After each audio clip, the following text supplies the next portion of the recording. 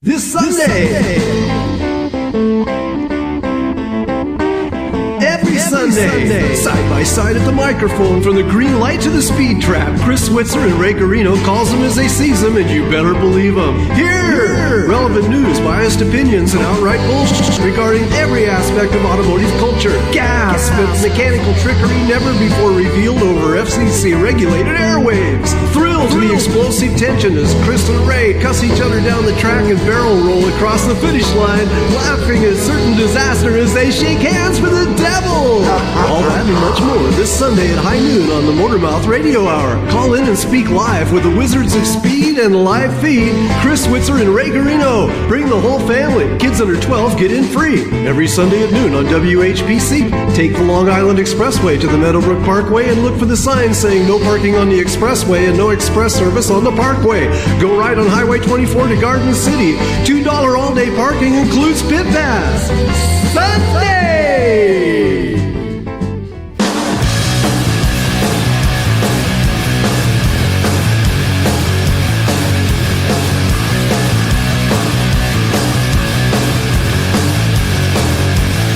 All right, get your mosh pits, get your rose hips, get your... Well, you can get your AARP card, because if you do that, you're going to throw out your rose hips. You've tuned in to Motormouth Radio, Long Island's only automotive talk show, with your hosts, Ray Guarino and Chris Switzer, here on a happy Sunday. How are you, happy Chris? I'm doing hysterically, Ray. Having a good time right here on this fine, upstanding Sunday afternoon. It's really nice out there. It is. It is. And I see we have MatcoMan Brian in the green room with us. Yes. Brian, it's you always have your ears good on? to see MatcoMan Brian. Yeah. We're doing a little bit of a different show today. We're going to have Brian, and we're going to have Mr. Carl Anthony from, get this, Chris, I just got this news today, right before the show. What? Carl is from Automoblog.com. What? Not net. They're moving their website over to a .com site instead of a .net. So, you mean it's now Automoblog.com? Yes, it is. That's what I said, and that's correct. So, yeah. Holy smokes. Yeah. That is spectacular. Who do you pay off? I don't know, but we should get the guy's name, and do the same. So, yeah, exactly. Brian, you with us? You got your ears on? What's happening? I see you. Are you listening? Yeah. Oh, there here. you go. Can you hear me? I can hear you.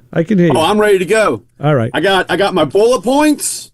I got a list, and I gotta get some answers from the man himself. So I'm ready to start. Good. And we only have an hour. No time to play, boys. That's right. And I got a piece I want to lead with, but I need my glasses. So hold on. Somebody say something for a minute. Yeah. Where's your seeing eye dog, Ray? Where is it? Come on. Got all those young people around there. I walk through the grocery store and I say, "Hey, can I borrow your eyes for a minute?" They look at you like, "What the heck?" We're at a point. That's why I have a 10-year-old now.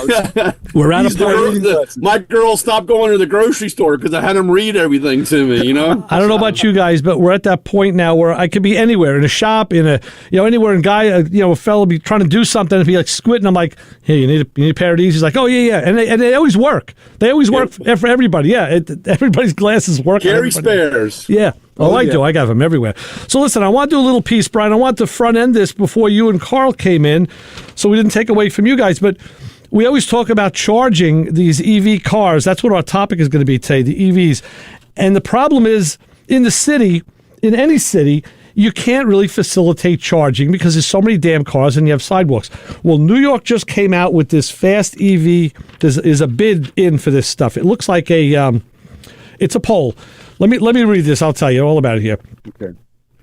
It's a Big Apple-based electric vehicle startup, and they want to plant this network of ultra-efficient curbside trees that'll go on the city streets, and it'll recharge a car's battery in as little as 5 minutes.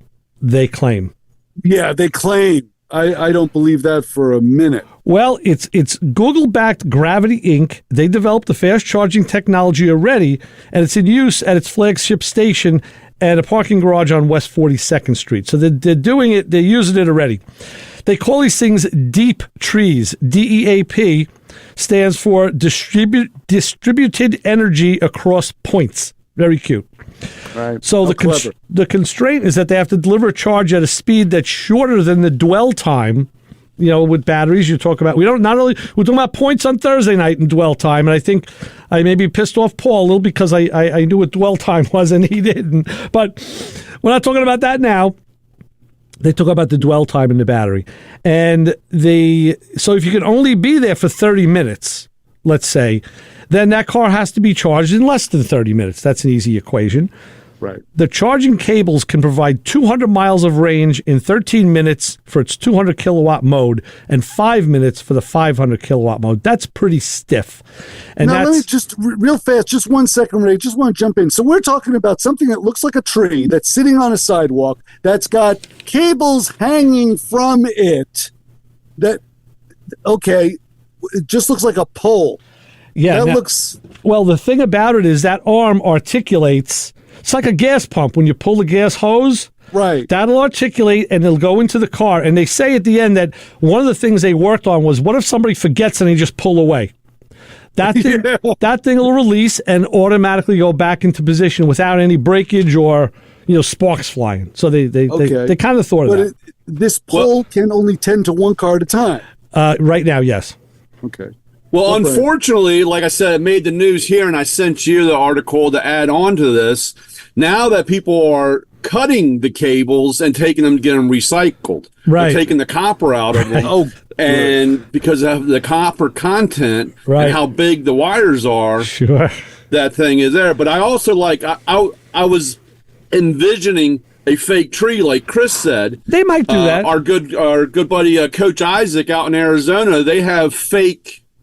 Cell antennas. Cell towers. We have that here. Cell towers that are cactus. Oh, I remember the first one I saw was up on when I was coming down from upstate. It was off of, I forget what, when I used to go to Connecticut all the time on the Merritt. When I came down to Merritt, you get off the Merritt. What are you on, Chris, in New York? The Hutchinson River Parkway. I know exactly which one you're talking about. Yeah, and it was at a gas station, and it looked like this scrawny kind of Christmas tree. And I was like, no, it's a cell tower, and it's all the cell antennas up there. Right. It looks like that goofy kid you knew in high school that was just way too tall and gawky for anything. Right. That's what it looks like. This sea of beautiful trees in Westchester, and this dumb stump, this green stump that's sticking up, that happens to be a cell tower with these fake leaves all over it. I'm like, who's that gonna fool?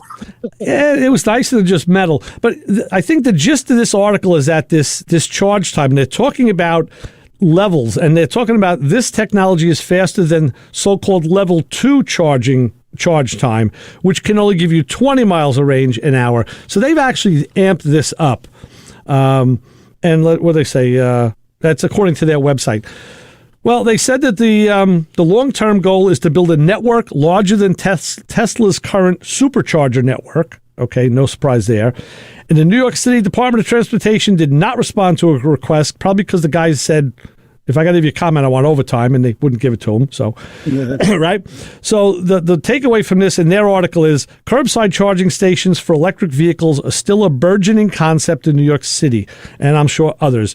The city has partnered with Con Ed to install 100 level 2 charging stations in the 5 boroughs.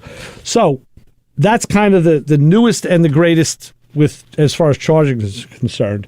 Well, I find that interesting because when I was going through, and I think this was in the Washington Post, I didn't write down everything that I read, but they had just passed something like $353 million additional to help with charging and lowering the cost of batteries for this. And this is one of the things I want to bring back to Carl. But like I said, I find it so funny. Even like now, they're telling you, well, just get your charging because the last 20 minutes is the longest part of the charge. You're already there for 20 minutes, but the last 10 or 15 minutes is the longest time in charging.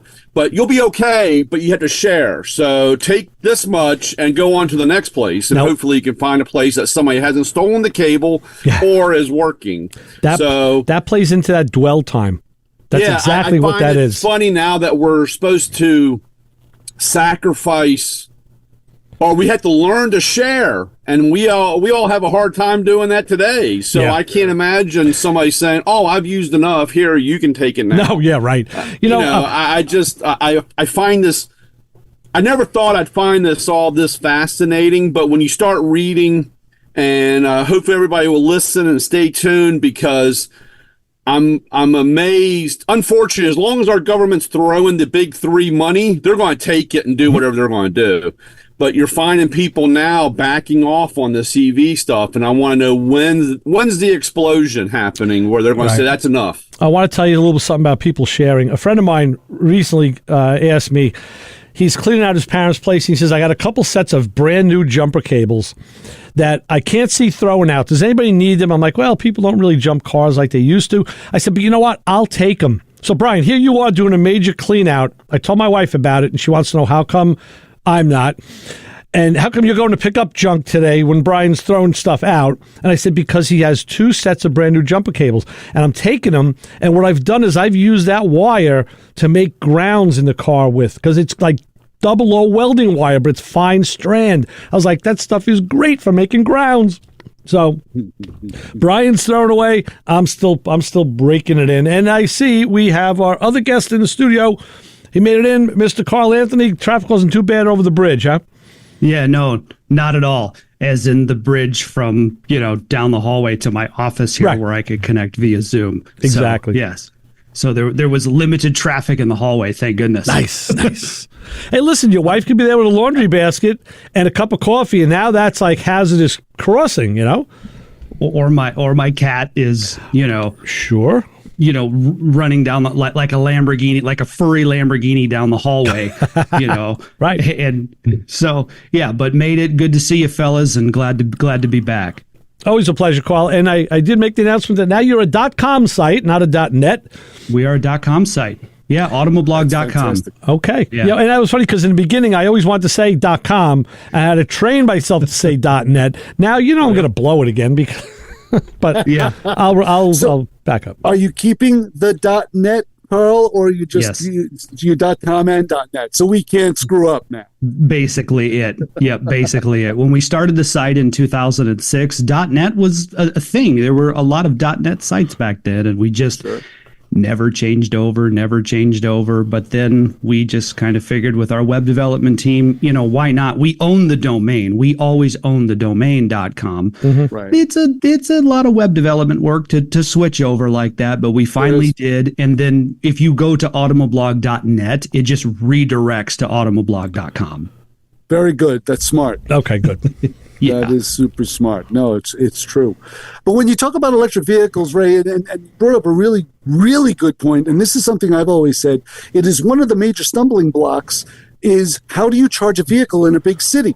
I mean, because you need land, you need space to charge a vehicle. And of course, being in Connecticut, being in an area where I think people are more environmentally conscious than most, every time I go past one of those charging stations on the Merritt, like you talk about, they're always full. They're always full. There's always a line. There's always people. They never see one empty.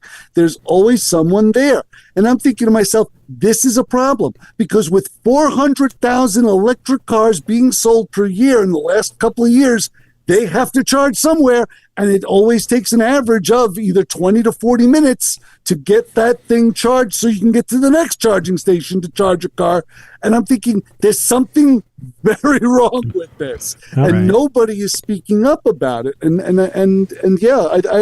I think a charging tree that charges one car on a block that holds 50 on either side, I don't think that's going to be. Yeah, they need to have that tree either be a multi-port deal. Right. Listen, I don't know. We'll see what happens. Carl, you had an industry conference this week. Did anything come of that in this regard? Yeah, so that was more software-defined vehicles, and not to throw a wrench in everybody's gears here, but there was a few years ago, just in the industry, like, what is the future of automotive? And that was autonomous cars. And so that discussion went and kind of fizzled out. when we realized that it was just a much harder engineering challenge than anybody expected. Then we've moved on to electrification. Okay, electrification is the future.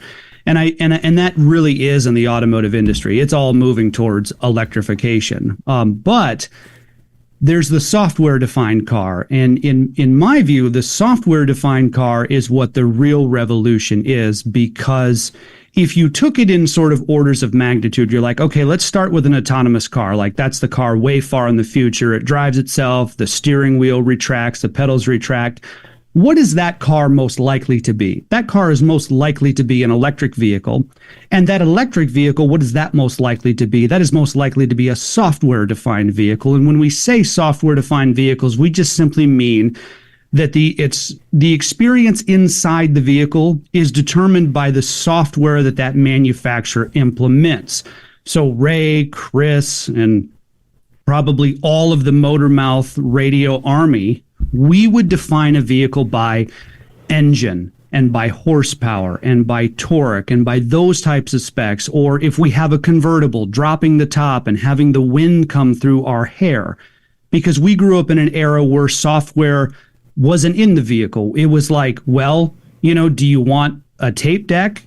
Do you want a CD player? Like, that was as far as it got as far as infotainment went. Today, when we say software-defined vehicles, we're talking immersive infotainment experiences that somebody would say, well, let's say I want to get a Hyundai, or I want to get a Nissan, or I want to get a Ford, or I want to get a Toyota.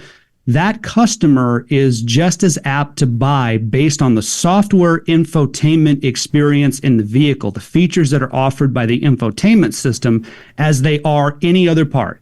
Engine, powertrain, fuel economy, trim level, sunroof, heated seats, et cetera, et cetera. So to throw another wrench in the gears, my thought is that it's not so much electric cars of the future, it's software-defined cars of the future that just probably so happen to be electric cars, and then electric cars will just so happen to be autonomous cars.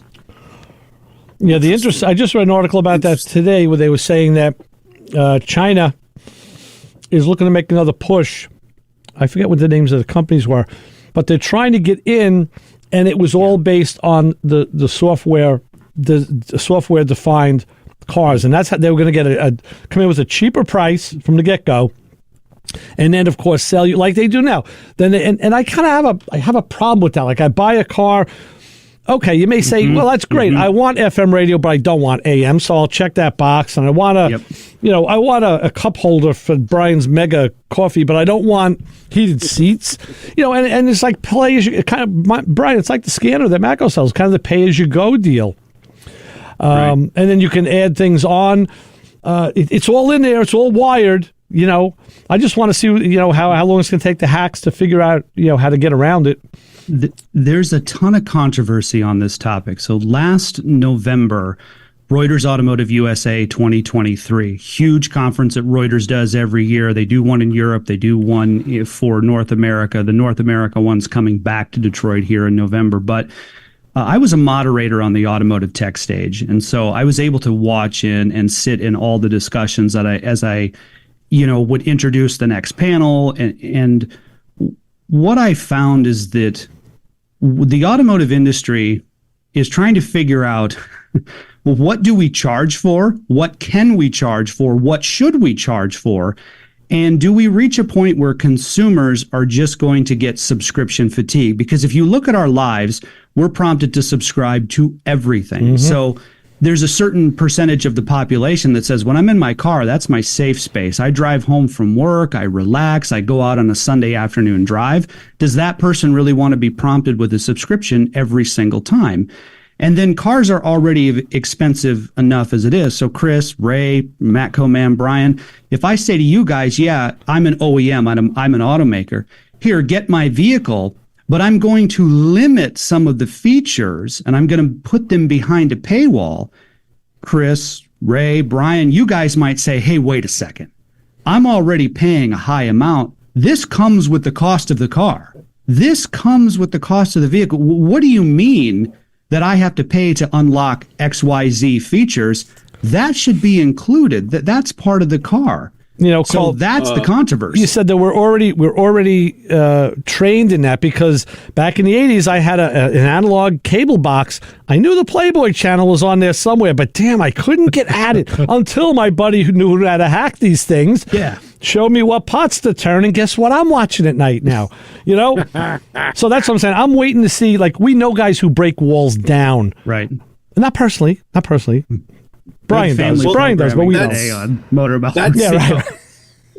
Carl, unfortunately, we've become, or the corporate world, they want that monthly subscription of hitting your card for $19.95, $9.95, or whatever. Yeah. Right now, Walmart's in the middle of, because of their high theft and people doing their self-checkout, they now want to sell you a $99 a year to use the self-checkout. Or you can stand, and of course they have I've already seen it started, they have 37 cash registers, but they only have one person, they have a line. Yep. So they're already training us to get upset and say, oh, I'll pay the $99. Yep. So that they can have them. And of course they're driven for this subscription base. Even Target's talking about doing it. You want a better deal? Pay the $24.95. Mm-hmm. Yep. There's and even if you do go or don't go, you're going to be hit. But meanwhile, the economy is crazy. We don't have to get into that conversation. How nobody has. A lot of people, especially younger people, don't have expendable money. They're trying to put food on the table, keep a car going, keep a job. And medical, but you insert anything here. The country's in a mess over this, and now this is what we have to face next. So I'll be. You know what? I was in my Fiat yesterday playing cassette tapes. And you know what? Yeah. They sounded great, and I'll keep doing that. Damn it! It's. I mean, I think that automakers might face an issue if their vehicles become so expensive that they're going to start pricing more and more people out of the new car market, which sends people into the used car market. But that was like the Ford dealer. The CEO of Ford says, hey, if you don't make over $100,000, you can't buy a new car. You cannot afford a new car. Right. So he just released that. And I mean, this is, again, some of my bullet points to you, because I know you have more of insight. I can only dig around so much. And of course, everybody knows that when I start digging around on the internet, unfortunately, a redhead always shows up on the screen. And, then my information gets a little side. But she's got green eyes. Programming on Motormouth Radio. No, but she's got green eyes. So like that's okay. I'm just curious. I see this starting of a fight back by these, from what the government. Of course, I know once the government throws money, they're going to take it and do whatever they're going to do. But, I find it interesting. Hertz is going to sell off 20,000 of their EV cars and buy gas cars. Wow. Ford has cut back on their Lightning program or the pickup trucks. They stopped the GM Blazer because of software issues on the EV side. And now Audi's talking about, hey, we're not going fully electric. I sent that clip to you. Mm-hmm. I just wanted to know if you've seen any more fight or resistance or change with that. That's where I'm going. Yeah. Well, I think right now, some of the discussion just in the industry is we may have, and when I say we, I just mean the collective automotive industry. We may have just moved we just may have moved too quick. We may have been too ambitious. That this is very similar to what happened with autonomous cars, which we have discussed numerous times on this program. We put the cart kind of way before the horse, and it might be a similar thing here. We've talked about software-defined vehicles and some of the things that we are kind of designing for. Maybe that's not what consumers want. And it might be similar with EVs, that we have created tech for tech's sake, tech for technology's sake. Maybe we didn't take into consideration the full scope of it. I think that really the main crux of the issue is whether they're gasoline vehicles, whether they're electric vehicles, whether they're powered by 4 hamsters on a wheel, no matter what the powertrain is, they've got to be less expensive. And I think this comes down to not that you have to decontent vehicles and start removing features, but you have to have a strong benchmarking process where engineers and cost estimators get together at the product development level and start getting very creative about how to remove costs from these vehicles, still keeping the same great features and the great powertrain and the access to all the different trim levels, if you want a sport, if you want a limited, if you want a base model, but really getting in and engineering cost out of these vehicles so that more people can enter the new car market. So Brian, to your point, when automakers are like, well, we're throttling back on this program, or maybe, we thought 2025, but now we're looking at 2028. I think it's a lot of that. I think they're looking and and new things have come to light, whatever that is, that has pushed that timeline back. We saw that with autonomous cars all the time. There were things along the way good example, autonomous cars driving in severe weather, push the timeline back. With electrification, how do we have public charging? We maybe kind of solve in the cold. Okay, that pushes the timeline back, right? And then somebody else has to come and say, okay, here's the charging infrastructure. Okay, great, that looks good. Who's going to service it? Oh, that's another thing we have to address, and that pushes the timeline back. I find it interesting, and like I said, I never thought I'd be this interested in this, but I guess it's just it's the next step in the automotive world, and somebody that's always, had a car in one hand and a wrench in the other. I've always been to it, but I got this off the White House page, okay, and it was, of course, it started out with 2035. Zero emissions. I guess that was the clean word for electric, vehicles, zero emissions. And then, of course, they had a new goal, which was out, I think this was like last year or the year before, but then it was to 2030. And they changed the wording to electric and plug-in. So we still had hybrids, right. Type thing, because they but that change of 5 years was because of the terrible climate control. We're going to save the world and make fake trees that are now chargers in New York. Guys, I guess. I don't know. Right. Let me say this. In all of my, when I had a career, I was always in an engineering capacity somehow. And sometimes I was in meetings where we talked about making products for, consumers. And in my learned opinion, when you talk about low cost and an economy, like high features and low cost, the two never go together. It never works, because you're at two ends of the spectrum and you're saying, okay, we want the best of the best, but make it cheap. And that's the fight that management always has with the engineers and the design staff. And somewhere in the middle is what they come out with, maybe more towards one side than the other. It comes down to how bad do you want those features? Well, you got to pay for them. I mean, and even now with technology, battery technology, all right, I would say lithium-ion battery technology has been around long enough where they have the science down, but they don't have all of it down, because they don't really have a good handle on how to fight those fires. That's part of it, and how to deliver it in different temperature extremes. So, and if you have a truck and you have a large fifth wheel, or you have a large gooseneck trailer, diesel is your only option. That's the only thing that's getting you from, say, where I live in Michigan, across the country to go out to Yellowstone for a vacation with your fifth wheel. So electric vehicles only serve a portion of the population. And I think that's why, like, Toyota has been so clever with the hybrids, to sort of have this middle stage of, okay, you want to dip your toes in, but you don't want to go full electric. And maybe you've been with Toyota for generations. You've owned a Camry, you've owned a Corolla forever. Now you have a hybrid option. But Ray, no, I think you're absolutely right, and I think that's the challenge. I think that high features, low cost, it really doesn't go together. But the rapid rise of prices of vehicles to where a good majority of the population is priced out of the new car market, then you go, well, if automakers in the past have been a one and done, if I'm an OEM, Chris, you buy a vehicle from me, okay, I'm done. Now you go to my dealer, and my dealer has a relationship with you, but I don't have any. That's a one and done transaction.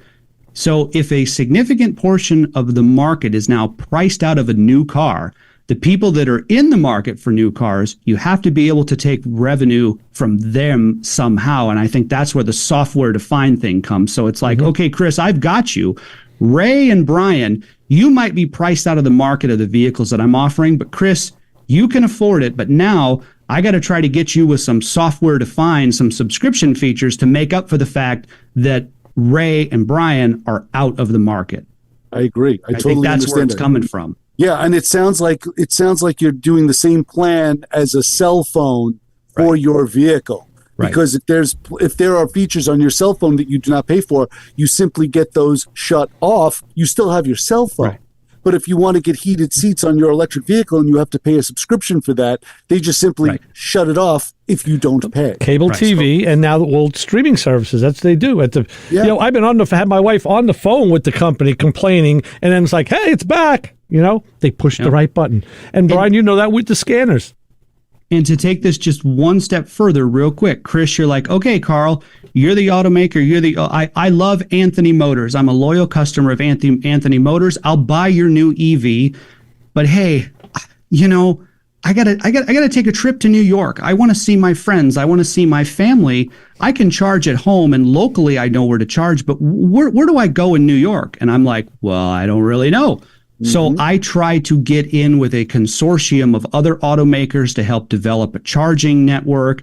And that's where these, not to use the Radiohead song, the title, Fake Plastic Trees, because it's no longer range anxiety, it's charging anxiety. So Chris, you go, okay, I'm all in on Anthony Motors. I want to buy your new EV. I'm not really worried about the range, Carl. It seems like your vehicle delivers great range, but I have a charging anxiety. How am I going to go to New York to visit Ray and Brian and see my friends if I don't know where to charge? And so this is the other side of it where, okay, now we're putting trees, and I've not seen this article, but it makes sense that we're putting some kind of charging infrastructure so that you can charge and to eliminate that charging anxiety to increase consumer adoptions of EVs. But if EV prices don't come down, then a significant portion is outpriced, is out of that market, and now the whole circle starts again. Thank you, Ray. I see that picture. Yeah, the tree. That's the tree that they're talking about in Brooklyn. Yeah, good luck. Well, you know what? Those are kind of ugly looking. Maybe that's a first draft. Who knows? I'm sure that they'll work on it.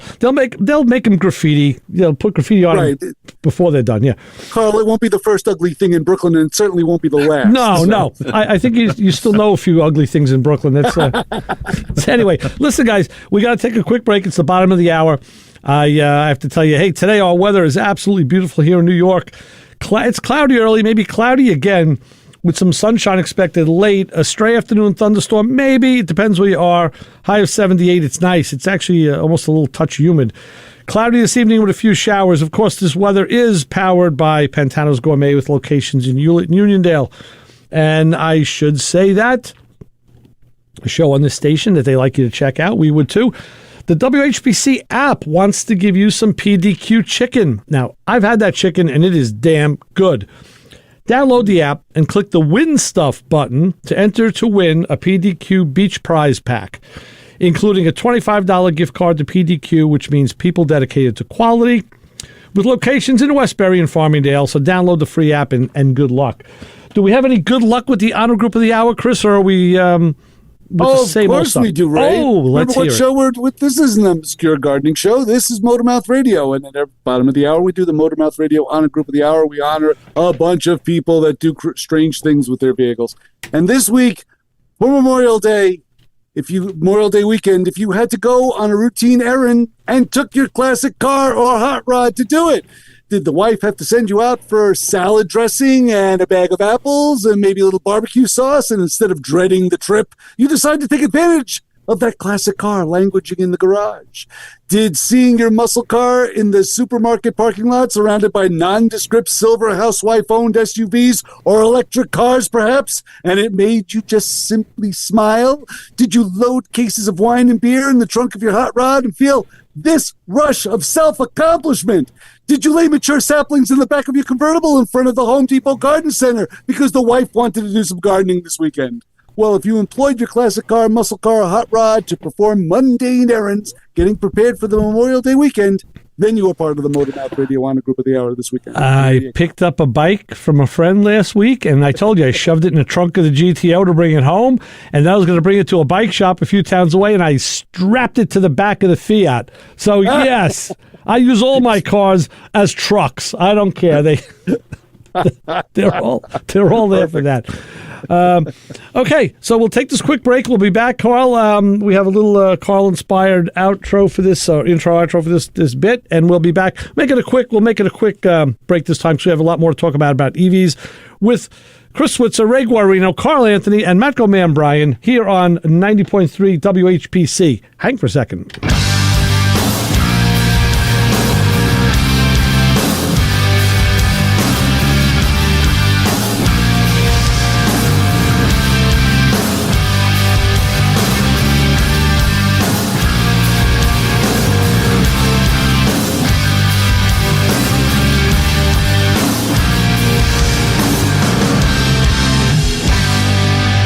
This is Motormouth Radio, your 1-hour automotive talk show. And now, here are your Motormouths, Chris Switzer and Ray Guarino. This show on 90.3 WHPC is brought to you by CarStar Celebrity Chase Collision, with 2 locations in Limerick and Oceanside, who remind you that New York state law says you always have the right to choose which shop will fix your car. CarStar Celebrity Chase Collision offers a full range of services, 24-hour towing between Montauk and Manhattan, shuttle service, and they can help you with a rental car arrangement if needed. All repairs include the CarStar Lifetime Nationwide Warranty, ensuring that the experts at Celebrity Chase Collision are always on your side. Y sí, hablamos español. More information is available at 516-593-0920 or online at celebritychasecollision.com. Hey you, get over here. Every Sunday, 12 to 1, you are going to tune in to hear the Motor Mouths, my friends Ray Guarino and Chris Switzer. 90.3 FM, WHPC. You might learn something.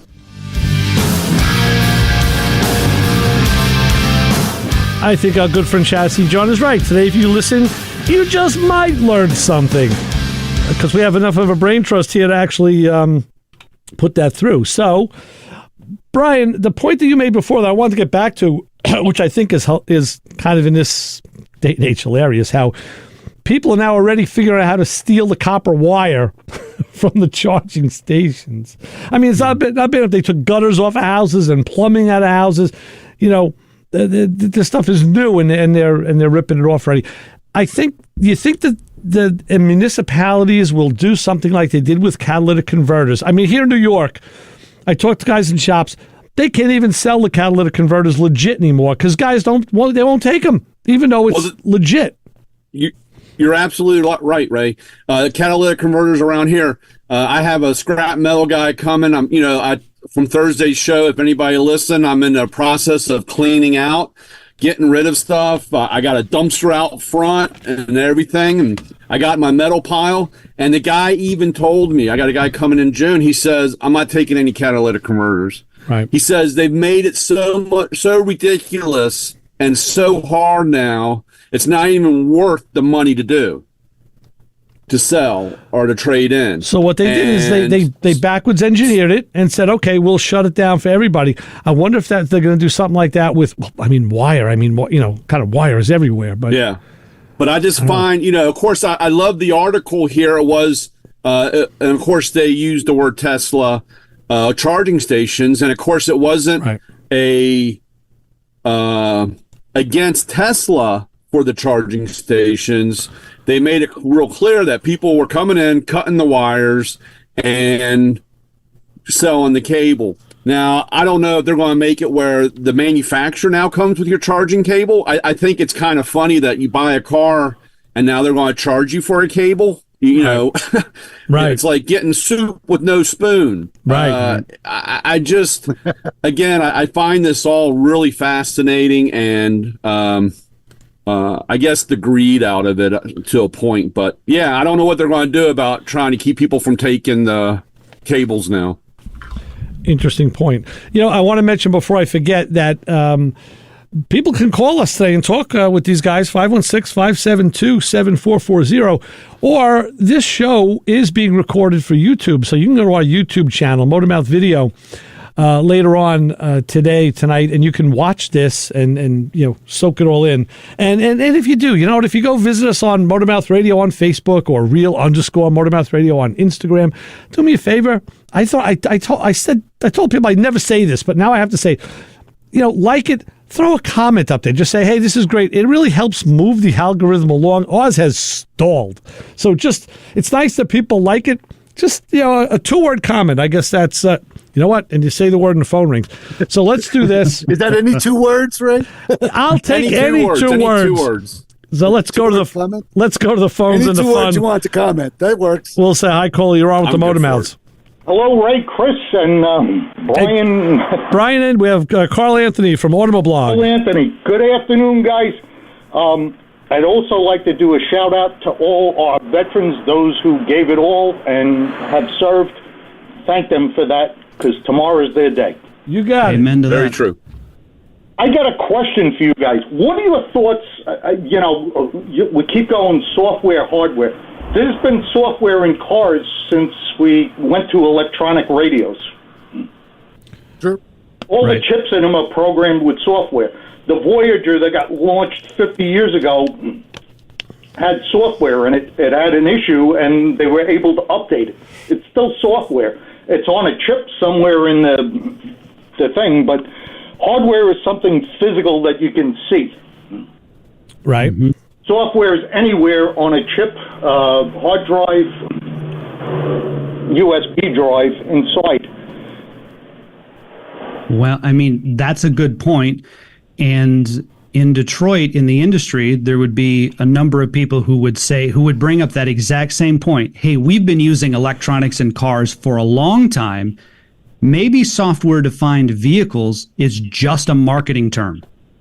Yeah, I got to agree with you on that because, even on subscription-based stuff and how it's still in business, I'll pull the brain trust on this call. OnStar. How many people do you know that go, I love OnStar? You got to find a person who's upside down in a ditch and push the button. My iPhone does that without... Yeah. I'll be the evil guy and say, unfortunately, I think the software issue is they're not happy until they have complete control over something and not being hacked. And that technology changes so fast. I think they can't keep up with that change. As soon as they think they have, somebody's already linked out how to break into it.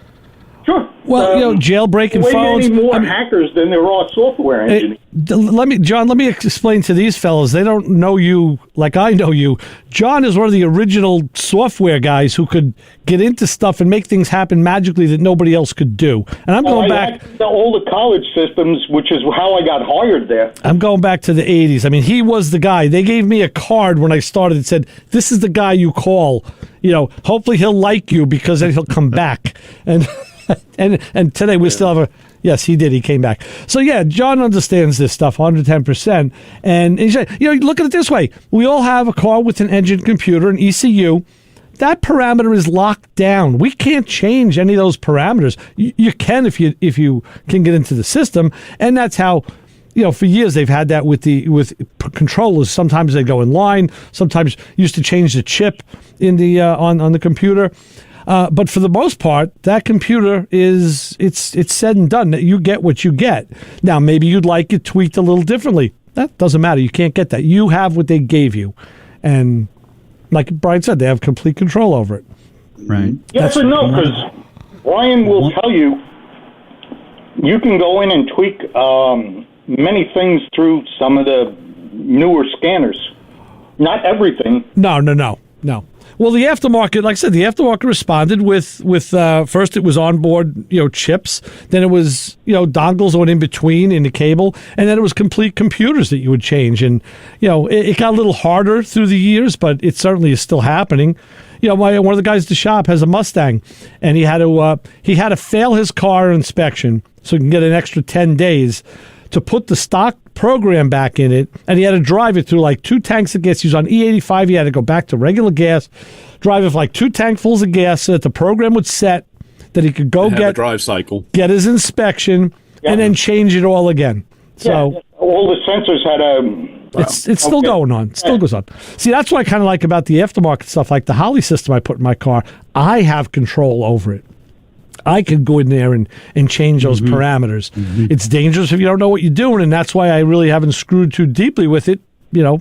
Yeah, you can hurt yourself with the scanner, but there were so many aftermarket companies. Like, I installed a backup camera that didn't come stock in my Dodge Ram 1500 in 2016. I bought an OEM from the dealer and plugged it in, and had to go back to the dealer to have them flip whatever bit on to say, yeah, it's got a backup camera. Right.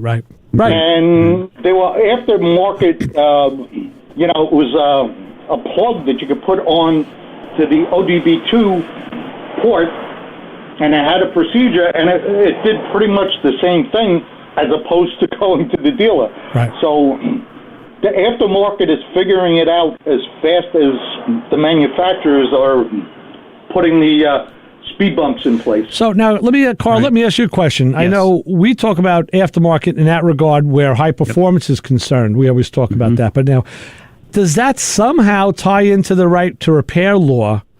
Where I was just thinking you stole it. Because I know they don't want us doing that. They don't want the aftermarket companies doing it because it's their baby. So, I put that out there. I was literally just thinking that as I've been listening to this conversation. So we'll use our fictional example. I'm Anthony Motors. Okay, I sell a vehicle to Chris, and Chris is like, but I'm a gearhead. I'm a motor mouth radio guy. I want to work on my car. But I tell Chris, oh, no, you don't. That's intellectual property under the hood. That's my intellectual property. You can only take it to one of my predetermined places, i.e. dealerships. Now, this is where right to repair comes in. And so, yes, Ray, I was thinking that the entire time. Okay. But the manufacturers are now going to a protective system, and it's auto off. It's a third party to watch, because you register your scanner to that company, and they're keeping tracks on who's going in and who's doing what to what car. And that's supposed to be the watchdog, and it's a third party. Chrysler did this back in 2016, and people were saying, hey, I can't get into my Chrysler. I can't do this. And then it went into Jeep. This year, it's Ford is starting on some of their cars. And I think next year, Toyota, Lexus. And we've already just got the notification on Nissan. And that's, again, trying to see who is going in and who's doing what. That's a third party, basically, watching what's going on in that. Yeah, once you have electronics, so you can still do it, but they're just making it. It's no longer the easy days of just plugging in and doing what you need to do. There's a watchdog for everything. It's like we talk about the cameras everywhere. Now, yes, anything that has electronics, you are being watched without a doubt. Yeah. So, John, what do you think about that? It's welcome to 1984. Yeah, George Orwell said it, right? Yes. Perfect. He was way ahead of his time, but yeah. There's so many places that your data is going that nobody even knows. Right. It's frightening. Right. That's why sometimes I wonder when I'm going into these shops and I find these guys now working on pre-90 cars. There's a lot of cars being fixed up, and I'm like, this is kind of crazy. And then now, hey, I don't want to be seen. The bad guys are now driving old-style G-bodies because they don't want somebody turning it off or putting an electric shock button on it or whatever that they got. It's bring out Dan Short. Going back, I guess, hopefully, because I don't know, Carl, you can maybe correct numbers. I think they started out with $7,500 towards electric cars, and I just read now it's like $12,500 is past clean the streets. Remember Cash for Clunkers. Yeah, right. Brian, I got a feeling that the powers that be are listening to you today because they're putting some weird blocks on your signal. You're getting, it was just your video before, but now your audio is getting cranky. Well, there's the Blackbird sitting in the driveway. Yep. Well, hey, Ray, one good EMI pulse. We're back to ground zero, except most of the cars in your collection. Yes. Well, correct. All right, John. Well, thanks for the call. We appreciate it, brother, as always. Guys, have a great day, great show, and happy Memorial Day to everybody. Yes. All the listeners and the audience. And John, thanks for broadcasting from the side of the road. Yeah, that's his driveway, yeah. Good to talk to you, John. Thanks, John. We'll talk to you soon. I'm going to watch the vet now and take it for... You do that. It's a beautiful day. Enjoy it. You got it. All right. Bye-bye. Very good. It's funny, Carl. I've always talked about carb people. I've always said that there's going to be this group of individuals that are just going to be driving like Chevy Chevelles with 6-cylinder engines and 1-barrel carburetors, and they will never be detected by anybody or anything. They're just going to be non-technological as far as the transportation is concerned. Well, I tell you, Thursday night before I got bounced off the air, we're talking about points. It's like, save. I have a little collection of vintage points and condensers that work. The new stuff, I told these guys how I put new points in Mike's Buick that time, and the dwell was way off and nothing was right. Only when I took an old set out of his son's old point distributor and put them in, then the thing worked right. And I still can't understand how physically the set of points did that, but I know it did because I was the guy working on a car. Keep your old points, and that's your bug-out vehicle. Like I said, Dan Short knows all about that. Well, they'll keep that. They'll start playing with fuel here. I mean, gas is not gas from 20 years ago. Oh, no. And, these. I was actually kind of funny. I was in a shop the other day, and the guy was like, man, this carburetor, we're going to do something with this carburetor. And I was like, what are you talking about? And he goes, well, it was like a year and a half ago, I just had this thing, I rebuilt the carburetor, and here we are again. And I'm like, well, is you running any kind of ethanol block? And he goes, what are you talking about? I mean, this is a guy that's in the business, and he's even saying, what do you mean ethanol block? Right. I said, well, the ethanol's too high, and the guy doesn't drive the car, doesn't cycle the gas through. This is why you're having, you got to go to the store and get some ethanol block. Right. Or cleanup. He's like, wow, I'll have to tell him that because he's at the point where he wants to do something. We're going to go back to the phones and say to the caller, you're on the motor mouths. Hey, how you doing today? What's up, Joe? Nothing like last minute. Joe Undertaker. Hey, Joe. Yep. What's up? Well, you're talking about software-driven cars. There's actually, I remember hearing that a car company put in for a patent for a self-driving vehicle. If you miss your payments, they can electronically repo it. Yeah, there you go. Put Louis Lee out of work, right? They'll electronically drive it out of your driveway. Oh, wow. Yep. Yeah. I wouldn't be surprised. I wouldn't either. No. And it'll probably be an EV tow truck that'll come pick it up, an autonomous tow truck that'll pick it up and haul it out. No, it That's automatically charged at the drives tree. to its base. Yeah. Yeah, like, you know what? I saw a video a while ago about Amazon, and they have robots in their warehouse. Literally go. It's like in the city. It's a labyrinth of cross streets. Yeah. And they know when to stop. They know when to they know when to wait, and they know when their battery is low. They go back home and they dock and they recharge. Yeah. Yep. Yeah. Very cool. And also, That's just a the last great thing before you have to bail out, you guys are talking about with charging issues and everything and panicking over where to charge. Uh-huh. I think I've sent you a few photos of joke things on the internet where it's like a trailer with a gas generator. Right. While they're driving. Yeah, of course. Yeah, that's the whole thing. There's your climate control, right? So. Well, if you remember back in the days of us being kids, your parents say, don't leave home without a quarter, so at least you can call somebody. Right. Well, my new one now to the kids are don't leave without an extension cord. You never know when you need to plug in. Thanks for the call, Joe. Appreciate it. Thank you, Joe. Have a good one. All right, fellas.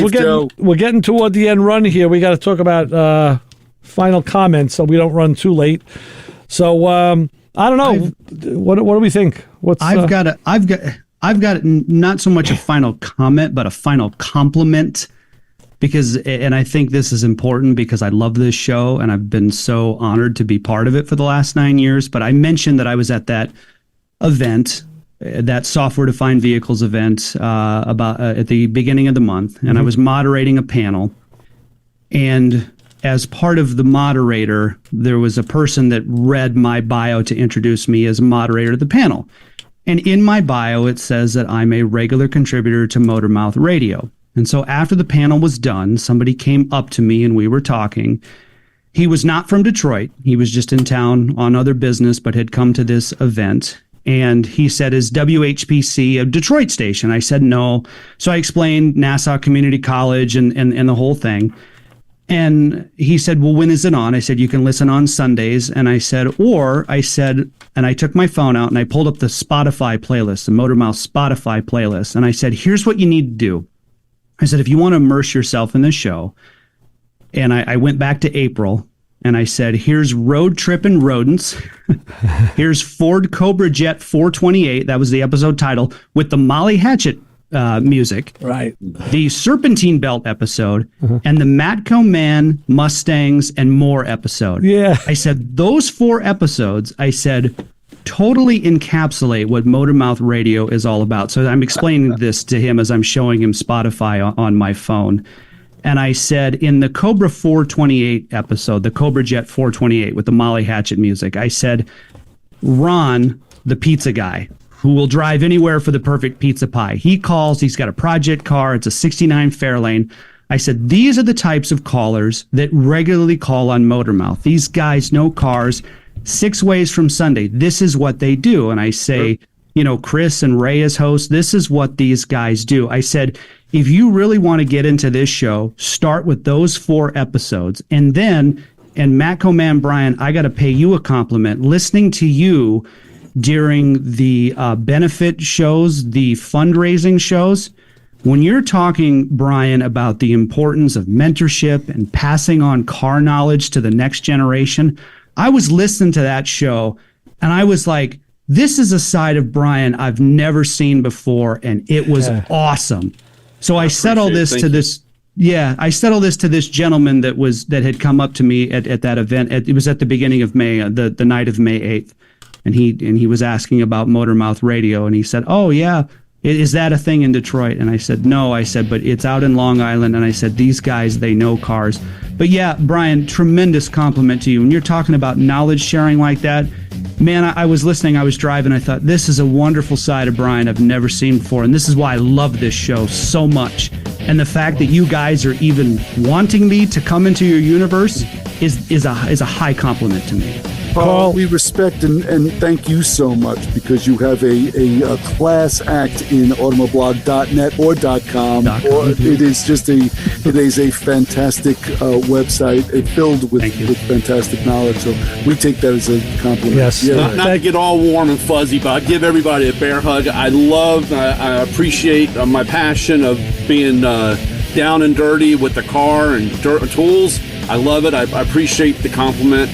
Hopefully I can keep on. One day I'll take over, but hey, when time comes, you might take over soon because I'm going to get a knife in the back. I got to get out of here. Kim's coming in. We stayed too late. We got to go. Thank you, all you guys. We'll talk privately. We'll be back next week. Chris, we'll see you. For Chris Switzer, Ray Guarino, Carl Anthony, and MatcoMan Brian, this is Motormouth Radio. Thank you, fellas. Signing out on 90.3 WHPC. See ya. Don't follow us home. Bye. No way.